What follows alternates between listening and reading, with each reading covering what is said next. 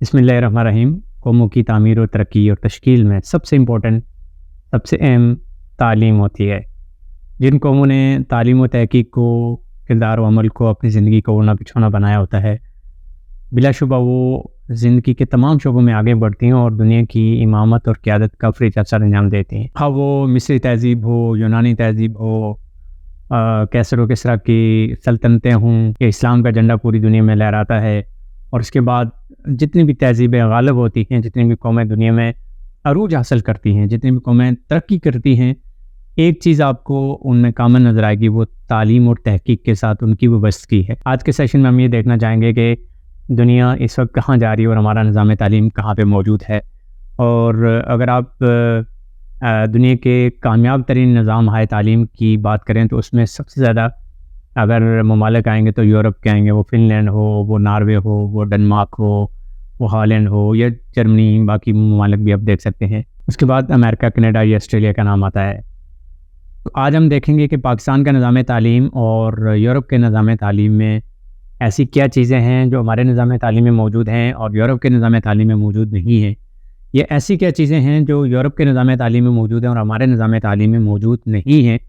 अगर हम उनको इनकॉर्पोरेट कर लें, अगर उनको हम अपने सिस्टम के अंदर ले आएँ, तो हम भी दुनिया की तरक्की याफ्ता अक़वाम में शामिल हो सकते हैं। तो आइए ये जानने की कोशिश करते हैं कि पाकिस्तान का निज़ाम तालीम और यूरोप के निज़ाम तालीम में क्या फ़र्क है। अल्हम्दुलिल्लाह 12-13 साल पाकिस्तान के एजुकेशन सिस्टम को बहुत करीब से देखने का मौका मिला।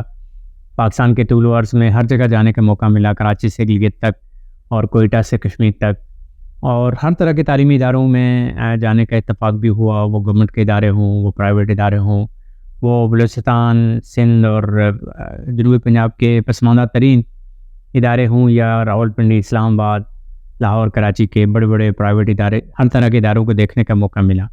और अब मैं गुज़श्ता कुछ अरसे से यूरोप के अंदर हूँ, तो यहाँ भी तालीमी निज़ाम के साथ वाबस्तगी की वजह से एक दिलचस्पी की बुनियाद पे और ज़ाहिर बच्चों को भी एनरोलमेंट करवाना है, उस सिलसिले में भी मुख्तलिफ़ इदारों के अंदर जाने का इत्तफ़ाक़ हुआ।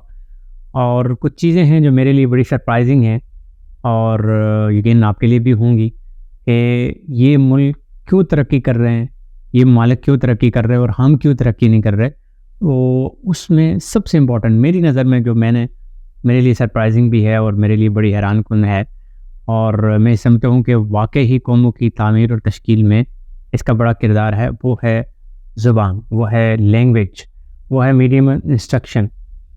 आप ज़रा कंपैरिजन करें, मैं इस वक्त हॉलैंड के अंदर मौजूद हूँ और हॉलैंड की टोटल जो पॉपुलेशन है वो 1,80,00,000 है। यानी पाकिस्तान इससे आलमोस्ट 10 गुना बड़ा है, बल्कि इससे भी ज़्यादा बड़ा है। और इनकी कौमी ज़ुबान डच है, और डच दुनिया में कम बोली जाने वाली ज़ुबानों में इसका शुमार होता है। जो टोटल पॉपुलेशन है जो डच लैंग्वेज बोलती है, उनकी तादाद 25 मिलियन है, यानी 2.5 करोड़ लोग हैं जो डच बोलते हैं। उसमें से एक बड़ी पॉपुलेशन तो यहाँ है जो इनकी नेशनल लैंग्वेज है।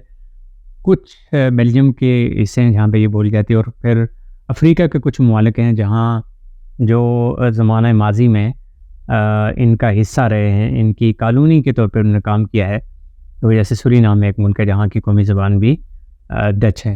तो टोटल बोलने वालों की तादाद 25 मिलियन है। अगर इसका हम मुकाबला करें उर्दू के साथ, तो उर्दू बोलने वालों की तादाद इससे कई गुना ज़्यादा, तकरीबन 22 करोड़ आवाम पाकिस्तान में और लगभग 40 करोड़ आवाम इंडिया में उर्दू बोलती है। यानी 60 करोड़ से ज़्यादा, 600 मिलियन से ज़्यादा लोग उर्दू बोलते हैं, उर्दू समझते हैं, उर्दू पढ़ते हैं।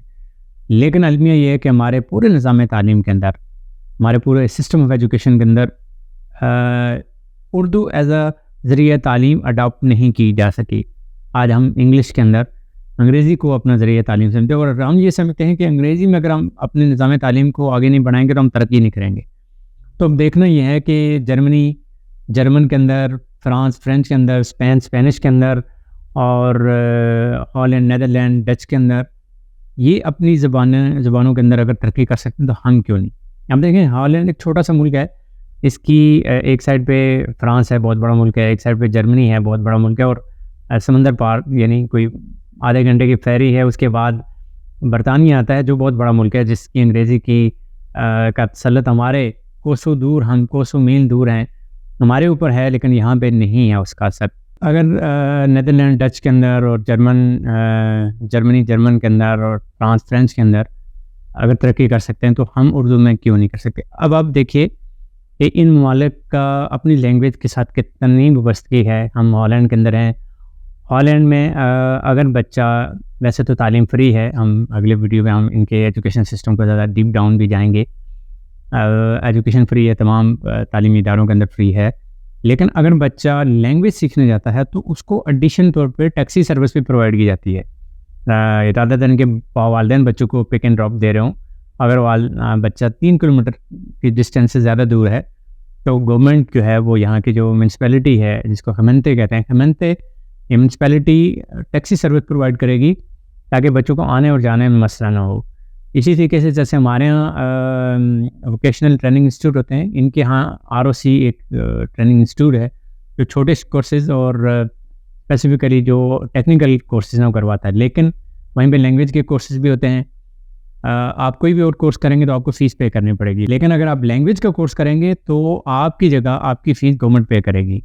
और इसी तरीके से इनके यहाँ तमाम चीज़ें हैं वो डच में हैं, हालांकि 85% लोग इंग्लिश बोलते हैं, समझते हैं, यानी आप अगर किसी से इंग्लिश कम्युनिकेशन करेंगे वो फौरी स्विच कर देगा। और इनके यहाँ English as a compulsory subject है, लेकिन वो एज अ लैंग्वेज पढ़ाया जाता है, ना कि वो तमाम मीडियम ऑफ इंस्ट्रक्शन को उसके अंदर कन्वर्ट कर दिया जाता है। ग्रेड 6 से आई थिंक कंपल्सरी है, 2 लैंग्वेजेस आपको अडॉप्ट करनी होती हैं। इंग्लिश कंपल्सरी है, उसके साथ एक या तो जर्मन या फ्रेंच या कोई भी और लैंग्वेज आप चूज़ कर सकते हैं अकॉर्डिंग टू ज़रा उस स्कूल की अगर वो स्कूल प्रोवाइड कर रहा है। और उसको प्रैक्टिकली अप्रोच के साथ पढ़ाया जाता है, ना कि उसको थ्योरेटिकल, जैसे हमारे यहाँ सेंटेंस रटाए जाते हैं, ऐसे रटाए जाते हैं, स्टोरीज रटाई जाती हैं। और उस सारे रटाए सिस्टम के बावजूद हमारे यहाँ MA इंग्लिश बंदा भी इंग्लिश नहीं बोल पा रहा होता, जबकि इनके यहाँ मैट्रिक से निकलने वाला बच्चा बहुत आसानी से इंग्लिश बोलता है और इंग्लिश में कम्युनिकेशन करता है, क्योंकि ये प्रैक्टिकल अप्रोच के साथ इंग्लिश पढ़ते हैं। इंग्लिश को एज अ इंटरनेशनल लैंग्वेज ये भी मानते हैं और उसकी इंपॉर्टेंस से भी आगाह है, लेकिन चीज़ें सारी इनकी डच में चलती हैं। मैं कहता हूँ कि अगर आप अपने मुल्क में भी, बाज़ लोग कहते हैं जी कि इंग्लिश एक इंटरनेशनल लैंग्वेज हो चुकी है और इसमें तालीम देने से ही ज़्यादा फ़ायदा है, तो मैं कहता हूँ दैट्स ओके। फिर आप पूरे इन्वायरमेंट को इंग्लिश वाला कर दें। आपके तमाम TV चैनल्स इंग्लिश में होने चाहिए, आपकी न्यूज़, आपके ड्रामेज़, आपकी मूवीज़, आपके जुम्मे के खुतबे, आपकी तमाम तकारीब इंग्लिश में होंगी। जब एक देखें, लैंग्वेज सीखने में सबसे इम्पोर्टेंट क्या है कि जितनी ज़्यादा लिसनिंग होगी उतनी ज़्यादा उसकी लर्निंग होगी।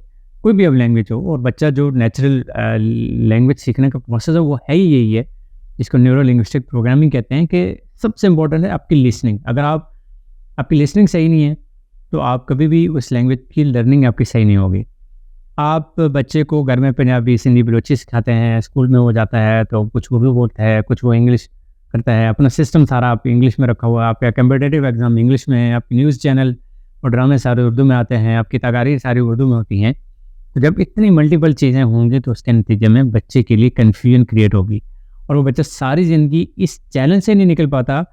इस लैंग्वेज के बैरियर को उसने कैसे अबूर करना है, वो क्रिएटिविटी के ज़्यादा है, वो क्रिटिकल थिंकिंग से ज़्यादा है, वो कोई इनोवेशन लाने के बजाय वो उसकी अंडरस्टैंडिंग और उसकी जो ट्रांसलेशन है उस पर ज़्यादा अपने दिमाग की सलाहियत को खपाता है। नतीजतन क्या है कि वो दुनिया के स्टैंडर्ड को मीट ही नहीं कर पाता। बगैर इस पर रिसर्च मौजूद है कि हमारे यहाँ जो एजुकेशन है, बिल्कुल साइंस की एजुकेशन है, बच्चा, हमारे मैट्रिक का बच्चा दुनिया के स्टैंडर्ड को 3rd ग्रेड के साथ कम्पीट नहीं कर सकता। और इसके ऊपर बहुत सारे लोगों ने सेशन भी किए हैं। वजह क्या है कि हमारे यहाँ जो लैंग्वेज का इशू है उसकी वजह से आपकी बहुत ज़्यादा क्रिएटिविटी और आपकी बहुत ज़्यादा सलाहियत ज़ाया हो जाती है। मैं ये कहता हूँ कि बच्चे के लिए मीडियम इंस्ट्रक्शन वही होना चाहिए जो उसको रूटीन में सुनने को मिल रहा है, घर के अंदर, मस्जिद के अंदर, वो मार्केट के अंदर, वो TV शोज़ के सूरत में, TV ड्रामा की सूरत में, TV न्यूज़ चैनल की सूरत में, हर जगह उससे वही सुनने को मिलता है और उसी में उसकी तालीम होती है। दैट्स फाइन, फिर तो उसके लिए कोई मसला ही नहीं होगा। अब वो इंग्लिश हो, वो उर्दू हो, वो कोई भी लैंग्वेज हो। लेकिन अलमिया ये है कि हमारे यहाँ इस तरह की मल्टीपल लैंग्वेज के नतीजे में वो बच्चा किसी भी एक लैंग्वेज में एक्सपर्ट नहीं हो पाता और नतीजतन क्या होता है कि वो अंडरस्टैंडिंग उसकी डेवलप ही नहीं हो पाती। और मैं ये कहता हूँ कि ये सिर्फ स्कूलिंग एजुकेशन के लिए नहीं है, आपके घर के एनवायरनमेंट के अंदर भी अगर आप बच्चे को किसी लैंग्वेज में प्रोफेशन बनाना चाहते हैं, तो उस बच्चे के साथ उसी लैंग्वेज के अंदर बात करें जो लैंग्वेज आप चाहते हैं प्रोफिशिएंट हो, और सिर्फ आप उससे बात ना करें, आपका पूरा इन्वायरमेंट उसी लैंग्वेज में बात कर रहा हो। अगर आप आपस में उर्दू बोल रहे हैं और आप चाहते हैं कि आपको बच्चा अंग्रेज़ी बोले, तो ना वो उर्दू अच्छी सीख सकेगा, ना अंग्रेज़ी अच्छी सीख सकेगा। आप ये चाहते हैं कि आप तो खुद तो पंजाबी या पश्तो में बात करते हैं आपस में, या आपका इन्वायरमेंट सारा पश्तो और पंजाबी वाला है, और आप चाहते हैं कि आपका बच्चा उर्दू बोले, तो ये भी बहुत मुश्किल होगा कि वो बच्चे के लिए। लेकिन कंपैरेटिवली पंजाबी, सिंधी, सराइकी, पश्तो, उर्दू के करीब-करीब ज़बानें हैं, तो वो फिर भी कुछ ना कुछ समझ आएगा। लेकिन इंग्लिश तो बिल्कुल एक अलग तरह की ज़बान है, उसके सारे अल्फ़ाबेट्स अलग हैं, उसका लिखने का अंदाज़ अलग है, उसके सारे कोई अल्फ़ाज़ कॉमन नहीं है, तो उसके लिए ज़्यादा मुश्किल होगी। मेरी रिकमेंडेशन ये है कि हमें अपने मुल्क में कौमी ज़बान को ज़रिए तालीम बनाना चाहिए।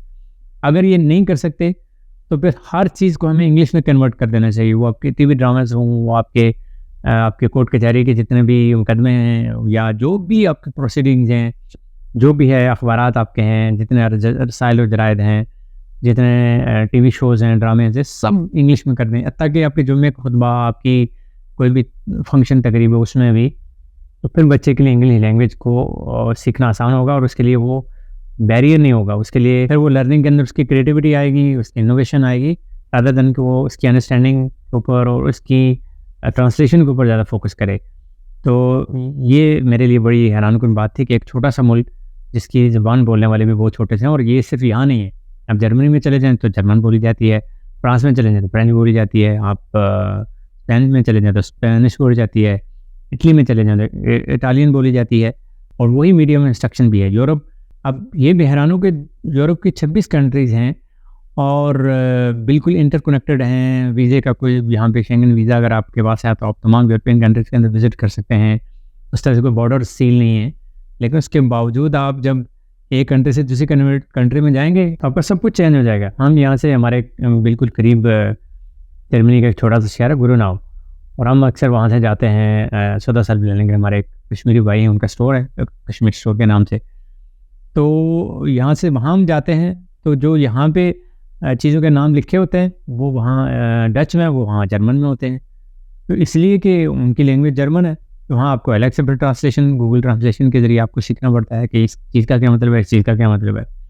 तो अगर इतनी क्लोज कनेक्टिंग कंट्रीज भी अपनी अपनी लैंग्वेज में तरक्की कर सकते हैं, तो हम क्यों नहीं? अगर ये कौमें अपनी ज़ुबान के अंदर तालीम दे सकते हैं, तो हम उर्दू में क्यों नहीं दे सकते? ये था हमारा आज का टॉपिक। मिलेंगे एक और टॉपिक के साथ, एक और वीडियो के साथ। तब तक इजाज़त दीजिए। अल्लाह हाफ़िज़।